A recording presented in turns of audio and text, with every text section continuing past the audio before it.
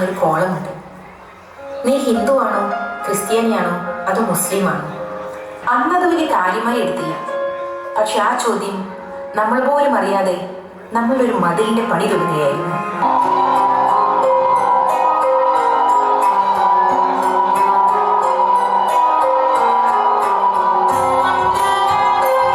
ആ മതിൽ ഉയർന്നു വന്ന് നമ്മൾ ഉണ്ടാക്കാൻ ശ്രമിച്ച കുഞ്ഞു കുഞ്ഞു സൗഹൃദങ്ങളുടെ നടുവിൽ അപ്പുറത്തെ ആളുകളുടെ സന്തോഷവും സങ്കടവും ഒന്നും കാണാതെ ഞാൻ എന്നിലേക്ക് തന്നെ ഒതുങ്ങി. ഞാൻ വളർന്നു, അതോടൊപ്പം മതി.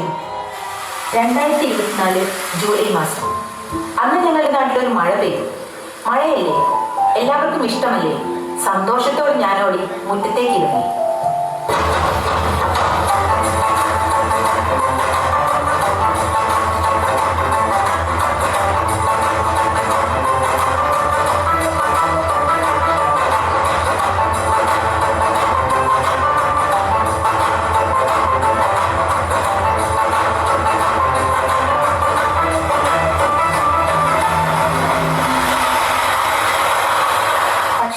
അന്ന് മഴ തോർന്നില്ല, മഴ പെയ്തുകൊണ്ടേയിരുന്നു. മഴയുടെ മട്ടം അറിയുന്ന എനിക്ക് മനസ്സിലായി. ഞാനോട് വീട്ടിൽ കയറി, പക്ഷെ അവന് വിടാൻ ഭാവമില്ലായിരുന്നു. മഴ ആർത്തലച്ചു പെയ്തു. ജൂലൈ 30, 2024 പുലർച്ചെ 2:17 വെള്ളരിമല ഭാഗത്തു നിന്ന് ആദ്യത്തെ ഉരുൾപൊട്ടലുണ്ടായി. മണ്ണും ചെടിയും മരങ്ങളുമെല്ലാം വലിയ ശബ്ദത്തോടെ താഴേക്ക് ഒലിച്ചു വന്നു. ആളുകൾ പല ഭാഗത്തു നിന്നും പരിഭ്രാന്തരായി ഓടി വന്നു. എല്ലാവരും അന്ന് എൻ്റെ വീട്ടിൽ ഒത്തുകൂടി. അങ്ങനെ ഒരു മതിലുണ്ടായിരുന്ന കാര്യം മറന്ന് ഞങ്ങൾ പരസ്പരം സംസാരിക്കാൻ തുടങ്ങി. രക്ഷപ്പെടാനുള്ള വഴികളെക്കുറിച്ച് ചിന്തിക്കാൻ തുടങ്ങി. എന്തു ചെയ്യണമെന്നറിയാതെ ഞാൻ ഒരു വീടിന്റെ മുകൾ തട്ടിലേക്ക് കയറി. അന്ന് അവിടെ വെച്ച് ഞാൻ ഒരു കാഴ്ച കണ്ടു. പണക്കാരൻ, പാവപ്പെട്ടവൻ, പണ്ഡിതൻ, പാമരൻ, താണജാതി, കൂടിയ ജാതി, ഇവരുടെ എല്ലാം നിലവിളിക്ക് ഒരേ സ്വരമായിരുന്നു. അന്യമതസ്ഥരെന്ന് പറഞ്ഞ് മാറ്റി നിർത്തിയവരും മാറി നിന്നവരുമെല്ലാം ഒരു കൂരയ്ക്ക് കീഴിൽ നിന്ന് ഒരേ കാര്യത്തിനു വേണ്ടി പ്രാർത്ഥിക്കുന്നു. പക്ഷെ അവിടെയും സുരക്ഷിതരല്ല എന്ന് മനസ്സിലാക്കാൻ അധിക സമയം വേണ്ടി വന്നില്ല. മഴയുടെ ശക്തി കൂടി വന്നു. പുലർച്ചെ 4:10 ഒരു വലിയ ശബ്ദത്തോടെ രണ്ടാമത്തെ ഉരുൾപൊട്ടലുണ്ടായി. അത് കൂടുതൽ വിനാശകരമായിരുന്നു. മണ്ണും ചെളിയുമെല്ലാം വീടിനുള്ളിലേക്ക് അടിച്ചു കയറി. ഞങ്ങൾ ചുറ്റും നോക്കി, രക്ഷിക്കാൻ ആരെയും കണ്ടില്ല. പോകെ പ്രതീക്ഷ നഷ്ടപ്പെട്ടു. ഇനി ആരും വരില്ലെന്ന് ഉറപ്പിച്ച് സ്വയം തോൽവി സമ്മതിച്ച് കൈകൾ ചേർത്ത് പിടിച്ച് കണ്ണുകൾ ഇറുക്കി ഞങ്ങൾ മരണത്തെ കാത്തു.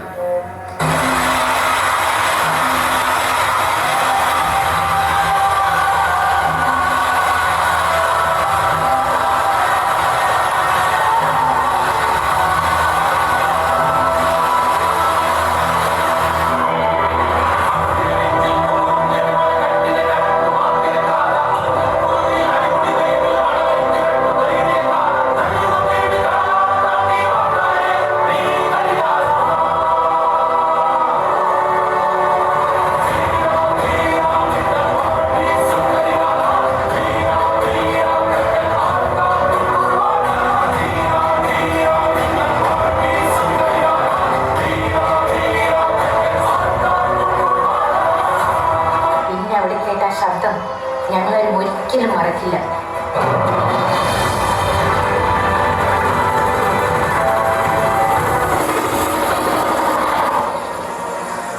അന്ന് എന്റെ നേരെ നീണ്ട കൈകൾ മുസൽമാന്റെയോ ഹിന്ദുവിന്റെയോ ക്രിസ്ത്യാനിയുടെയോ അല്ല, ഇടതിന്റെയോ വലതിന്റെയോ മറ്റു രാഷ്ട്രീയ പാർട്ടിയുടെയോ അല്ല, മറിച്ച് ഒരു മനുഷ്യന് നേരെ നീട്ടുന്ന കൈകളായിരുന്നു. ജീവിതത്തിലേക്ക് പിടിച്ചു കയറ്റുമ്പോൾ ആ കൈ കറുത്തതാണോ വെളുത്തതാണോ എന്ന് ഞാൻ ചിന്തിച്ചില്ല. പക്ഷെ ആ കൈകൾക്ക് സ്വന്തം കുടുംബം എന്ന് തോന്നിപ്പിക്കുന്ന എന്തോ ഒന്നുണ്ടായിരുന്നു.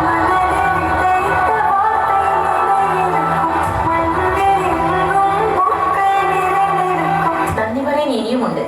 ബേലിപ്പാലം നിർമ്മിച്ച് രക്ഷാപ്രവർത്തനം വേഗത്തിലാക്കിയ സൈനികർക്ക്, അതിർത്തികൾ കടന്നെത്തിയ സഹായങ്ങൾക്ക്, 5 ഇഞ്ച് സ്ക്രീനുകളെ കൺട്രോൾ റൂമുകളാക്കിയ പുതിയ തലമുറയ്ക്ക്, കുഞ്ഞു കുടുക്കകൾ പോലും ഞങ്ങൾക്ക് വേണ്ടി പൊട്ടിച്ച കുരുന്നുകൾക്ക്, ഭക്ഷണവും വസ്ത്രവും നൽകി സഹായിച്ചവർക്ക്, ഒപ്പം നെഞ്ചുവെച്ച് നിന്ന ജില്ലാ സംസ്ഥാന ഭരണാധികാരികൾക്ക്, പോലീസിന്, ഫയർഫോഴ്സിന്, KSEBക്ക്, മീഡിയയ്ക്ക്, പിന്നെ ഒറ്റക്കെട്ടായി ദുരന്തത്തെ നേരിട്ട കേരളത്തിലെ 3.5 കോടി ജനങ്ങൾക്ക് നന്ദിയുണ്ട്. സ്വന്തം കാര്യം മാത്രം നോക്കാതെ നിങ്ങളുടെ കുടുംബത്തോടൊപ്പം ഞങ്ങളെയും ചേർത്ത് പിടിച്ചതിന്. ഞങ്ങളിൽ പലർക്കും ഉറ്റവരും ഉടയവരും പോയി. വീടുകളും നഷ്ടമായി. പക്ഷെ ഞങ്ങൾ കരയില്ല. കാരണം ഞങ്ങൾക്ക് ചുറ്റുമുള്ള ആ മതിൽ ഇപ്പോൾ ഇല്ല. എല്ലാം ഒന്നിൽ നിന്ന് തുടങ്ങണമെന്ന് ഞങ്ങൾക്കറിയാം. അത് ഞങ്ങൾ ചെയ്യുക തന്നെ ചെയ്യും. പക്ഷേ ആ മതിൽ പണിയാൻ ഇനി ഞങ്ങൾ സമ്മതിക്കില്ല. ഞങ്ങൾ അതിജീവിക്കുക തന്നെ ചെയ്യും. വയനാട് ദുരന്തം കഴിഞ്ഞിട്ട് മാസങ്ങളായി. എല്ലാവരും എല്ലാം അറിഞ്ഞു. നിങ്ങളൊക്കെ വിചാരിക്കും നമ്മളെല്ലാം സുരക്ഷിതരാണെന്ന്. അല്ല, നമ്മൾ ആരും സുരക്ഷിതരല്ല. ഈ കൊച്ചു കേരളത്തിന് ഇനി ഏത് ദുരന്തമാണ് കാത്തിരിക്കുന്നതെന്നും അതിനെ എങ്ങനെ നേരിടുമെന്നും ഇപ്പോൾ നമുക്ക് പറയാനാവില്ല. പക്ഷെ നമ്മൾ അതിജീവിക്കും. എന്തു ദുരന്തമാണെങ്കിലും നമ്മൾ അതിജീവിക്കുക തന്നെ ചെയ്യും. ഒറ്റക്കെട്ടായിട്ട്, ഒരു മതിലിന്റെയും മറയില്ലാതെ, ജാതി മത രാഷ്ട്രീയ ഭേദമില്ലാതെ. കാരണം ഇത് കേരളമാണ്, ദൈവത്തിന്റെ സ്വന്തം നാടാണ്. തോൽക്കാൻ ഞങ്ങൾക്ക് മനസ്സില്ല. ആർക്കും തോൽക്കാതെ പായും സൂര്യനെ സത്യം